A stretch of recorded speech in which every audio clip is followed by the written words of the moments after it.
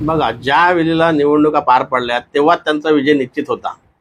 कारण आमचा पक्ष जो महाराष्ट्र नवनिर्माण सेना पक्ष आहे, आमचे सर्व पदाधिकारी, सर्व कार्यकर्ते एवढे जोमाने कामाला लागलेली की त्यांना विजय हा निश्चित व्हायचाच होता. परंतु आज जो विजय झालेला आहे, जो ज्या मताधिकाऱ्यांनी झालेला आहे, ते मतदान पूर्वरात महाराष्ट्र नवनिर्माण सेनेतच आहे, हे मी छाती ठोकपणे सांगू शकतो. आणि पुन्हा एकदा त्यांना शुभेच्छा देतो की त्यांनी लोकहिताची कामं करावी